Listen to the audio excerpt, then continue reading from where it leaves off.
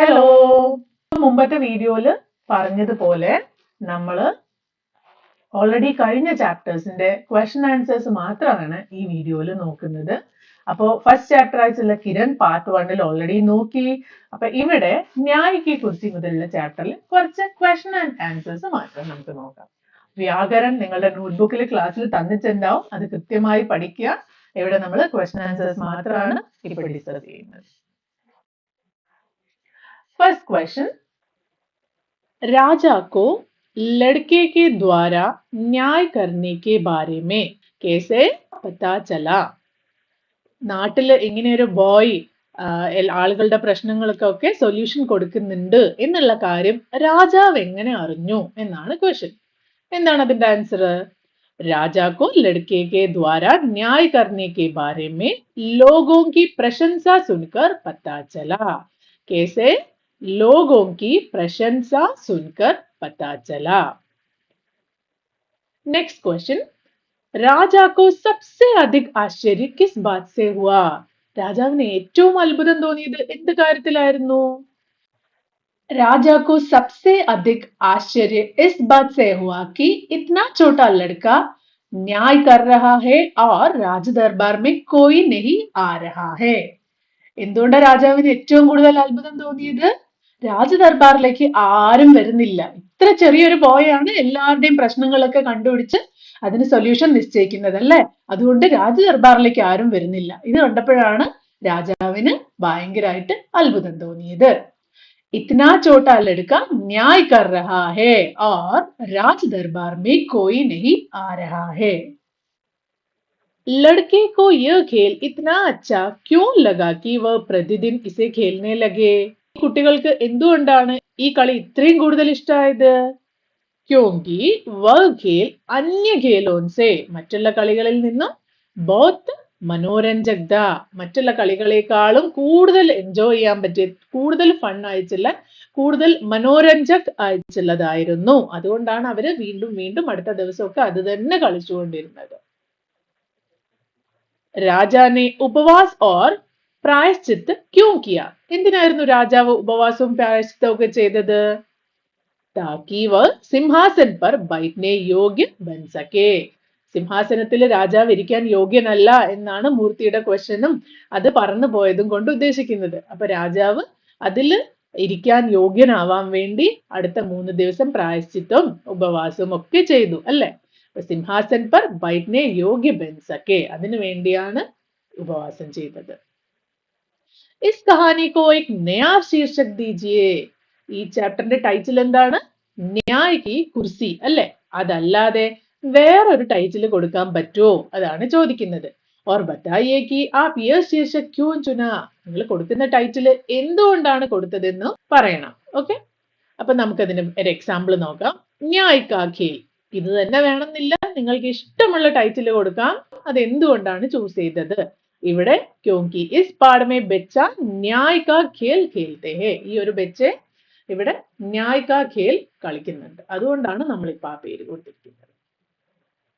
लड़के के अंदर ऐसे कौन कौन से गुण होंगे जिसकी वजह से वह सिंहासन पर बैठ पा रहा था? രാജാവിന് സിംഹാസനത്തിൽ ഇരിക്കാൻ പറ്റിയില്ല അല്ലെ? പക്ഷെ ആ ബോയ്ക്ക് ഇരിക്കാൻ പറ്റി. എന്തൊക്കെ ഗുണങ്ങളായിരിക്കും ബോയിന്റെ ഉള്ളിൽ ഉണ്ടായിട്ടുണ്ടാവുക? लड़के के अंदर सच्चाई, ईमानदारी और बुद्धिमानी जैसे गुण होंगे. മെയിൻ ആയിട്ട് സച്ചായി, ഇമാൻദാരി, ഒരു കള്ളത്തരോ ചതിയോ അല്ലെങ്കിൽ ലോയൽ അല്ലാത്ത പെരുമാറ്റമോ ഒന്നുമില്ല. സച്ചായിയും ഇമാൻദാരിയും പിന്നെ ബുദ്ധിമാനിയും ഒക്കെ ഉണ്ടാവും ആ കുട്ടിയുടെ ഉള്ളില്. അതുകൊണ്ടായിരിക്കും ആ കുട്ടിക്ക് ആ ചെയറിൽ അല്ലെങ്കിൽ ആ സിംഹാസനത്തിൽ ഇരിക്കാൻ പറ്റിയത്. ഇനി നമുക്ക് അടുത്ത ചാപ്റ്ററിലേക്ക് പോവാം. അടുത്ത ചാപ്റ്റർ ഏതായിരുന്നു? चांद का कुर्ता. कविता से नीचे दिए गए प्रश्नों में 4 विकल्प है. इनमें एक से अधिक विकल्प सही हो सकते हैं. सही विकल्प पर चांद का चित्र बनाइए. മുന്നത്തെ പോലെ ഒരു ക്വസ്റ്റ്യനും അതിന് 4 ആൻസർ ഓപ്ഷൻസ് ഉണ്ട്. ഇവിടെ ഇതില് ഒരു ആൻസർ മാത്രമല്ല, ഒന്നിൽ കൂടുതൽ ആൻസറും കറക്റ്റ് ആയേക്കാം എന്നാണ് പറയുന്നത്. അപ്പൊ ഏതൊക്കെയാണ് കറക്റ്റ്? അതിൽ നിങ്ങൾ ചന്ദ്രന്റെ ചിത്രം വരയ്ക്കണം. നമുക്ക് ക്വസ്റ്റ്യൻ വായിച്ചു നോക്കാം. चांद की माँ उसे ജിങ്കോല ക്യൂ നഹി ദേ പാ രഹി ഹൈ? എന്തുകൊണ്ടാണ് ചന്ദ്രന്റെ അമ്മയ്ക്ക് അതിന് ജിങ്കോല കൊടുക്കാൻ പറ്റാത്തത്? चांद के पास पहले से ही बहुत से जिंगोले हैं. ചന്ദ്രന്റെ അടുത്ത് മുന്നേ തന്നെ കുറെ ജിങ്കോല ഉണ്ടോ? चांद के शरीर का आकार घटता बढ़ता रहता है. ചന്ദ്രന്റെ ശരീരം ഓരോ ദിവസവും ചെറുതായും വലുതായും കൊണ്ടിരിക്കും. चांद अपने वस्त्र संभाल कर नहीं रखता है. ചന്ദ്രൻ അതിന്റെ ഡ്രസ്സുകളൊന്നും നന്നായി സൂക്ഷിച്ചു വെക്കില്ല. चांद की माँ अभी कोई नया वस्त्र नहीं सिलवाना चाहती है. ചന്ദ്രന്റെ അമ്മയ്ക്ക് ഇപ്പൊ പുതിയ ഡ്രസ്സ് ഒന്നും തയ്ക്കാൻ ഒരു താല്പര്യവുമില്ല. ഈ 4 ഓപ്ഷനിൽ ഏതാണ് കറക്റ്റ് ആൻസർ? चांद के शरीर का आकार घटता बढ़ता रहता है. അപ്പൊ ഇവിടെ ഒരു ചന്ദ്രന്റെ ചിത്രം വരയ്ക്കാം. Next question. कविता में चांद के बदलते आकार का वर्णन करने के लिए किन शब्दों का प्रयोग किया गया है? ഏതൊക്കെ വാക്കുകളാണ് ചന്ദ്രന്റെ ശരീരം വലുതാവുന്നും ചെറുതാവുന്നും ഉണ്ടെന്നൊക്കെ കാണിക്കാൻ വേണ്ടി ഈ കവിതയിൽ ഉപയോഗിച്ചിരിക്കുന്നത്?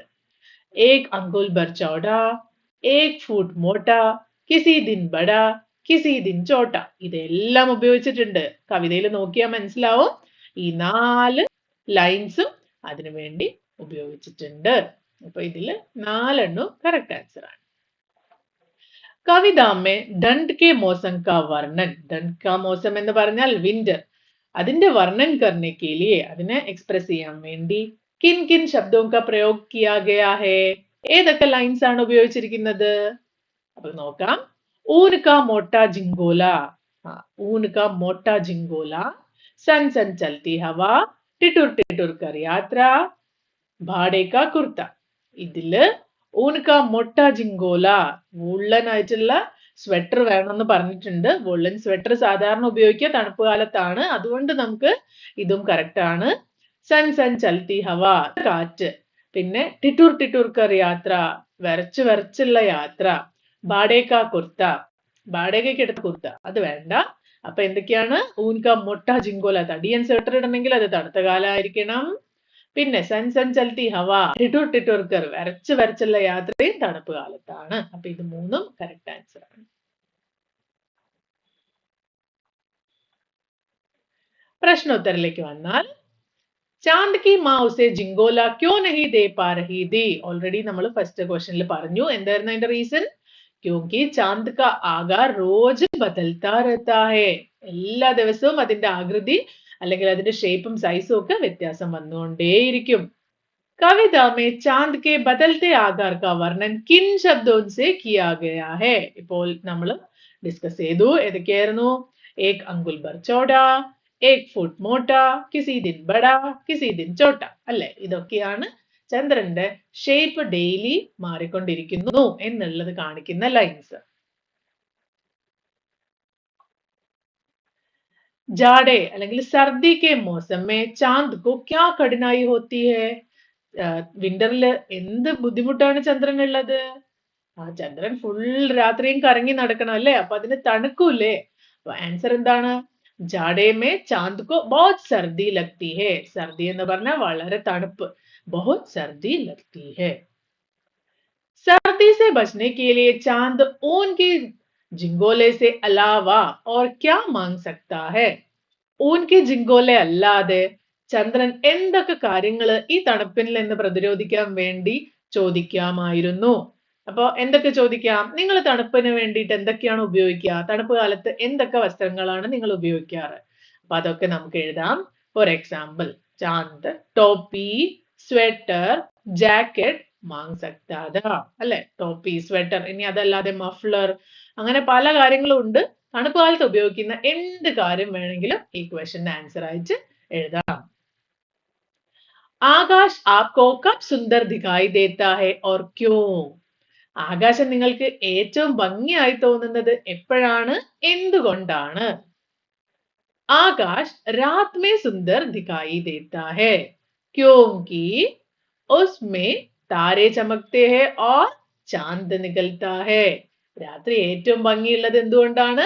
അപ്പൊ അതിൽ നിറയെ നക്ഷത്രങ്ങളും ചന്ദ്രനും ഒക്കെ ഉണ്ടാകും അല്ലേ? ഇനി നിങ്ങൾക്ക് റെയിൻബോ വരുന്ന സമയത്താണ് ഏറ്റവും ഭംഗിയാവുക, അല്ലെങ്കിൽ മഴ പെയ്യുന്ന സമയത്താണ് ഏറ്റവും ഭംഗിയാവുക എന്ന് നിങ്ങൾക്ക് എന്താണോ തോന്നുന്നത് അത് എഴുതാം.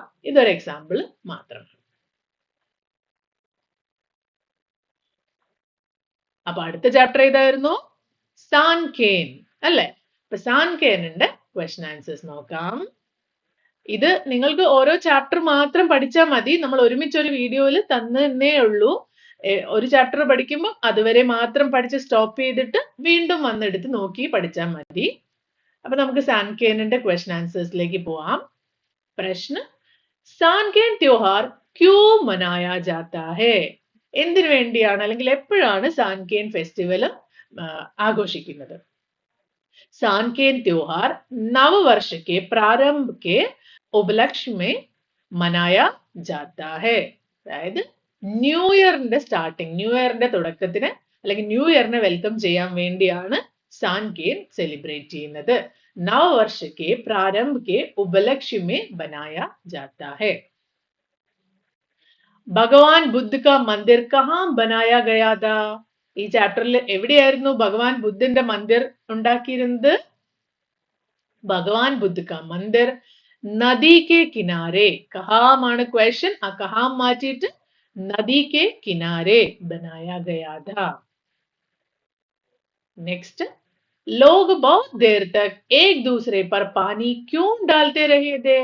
എന്തിനായിരുന്നു ആളുകൾ അന്യോന്യം മറ്റുള്ളവരുടെ മേലേക്കൊക്കെ വെള്ളം ഒഴിച്ചുകൊണ്ടിരുന്നത് കുറേ നേരം വരെ?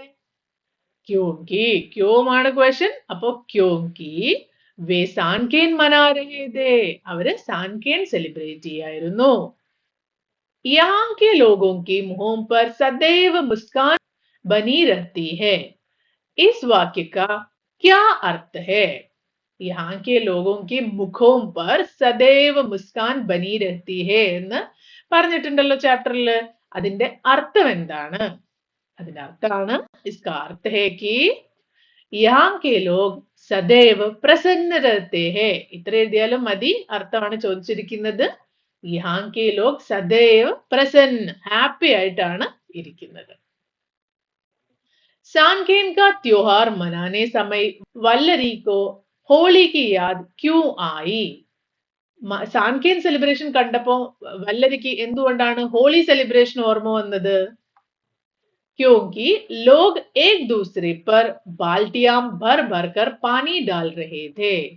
ഹോളി സെലിബ്രേഷന്റെ സമയത്തും ബക്കറ്റിലൊക്കെ നിറയെ കളർ കലക്കിയ വെള്ളം അവർ അന്യോന്യം മേലേക്കൊക്കെ ഒഴിക്കുകയായിരുന്നു. അതേപോലെ തന്നെ ഈ സാൻകേൻ സെലിബ്രേഷനിലും ബക്കറ്റിൽ നിറയെ വെള്ളം മറ്റുള്ളവരുടെ മേലേക്ക് എറിയുന്നുണ്ടായിരുന്നു.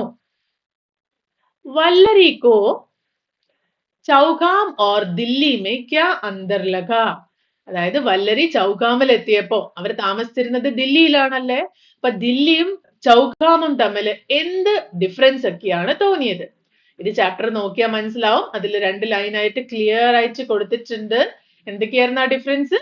दिल्ली में भीड़ भरी सड़कें, हॉर्न बजाती कारें और बसें थी, जबकि चौकान का वातावरण खुला, शांत और हरियाली से भरा हुआ था. अब എന്തൊക്കെയായിരുന്നു? भीड़ भरी सड़कें, हॉर्न बजाती कारें और बसें थी, जबकि चौकान का वातावरण खुला, शांत और हरियाली से भरा हुआ था. അപ്പോൾ ഇത്രയും ആണ് നമ്മൾ ഇപ്പൊ ഡിസ്കസ് ചെയ്യുന്ന ക്വസ്റ്റ്യൻ ആൻസേഴ്സ്. ഇതിന്റെ വ്യാകരണം നിങ്ങളുടെ ക്ലാസ്സിലെ നോട്ട്ബുക്കിൽ ഉണ്ടാവും. കൃത്യമായി പഠിക്കണം. അടുത്ത ചാപ്റ്റേഴ്സിന്റെയും നമ്മൾ ഇതുപോലെ ക്വസ്റ്റ്യൻ ആൻസേഴ്സ് മാത്രം ഡിസ്കസ് ചെയ്യുന്നതാണ്. അപ്പൊ ഇത് ഇവിടെ വെച്ച് അവസാനിക്കുകയാണ്. അടുത്ത വീഡിയോയിൽ കാണുന്നവരെ ബൈ.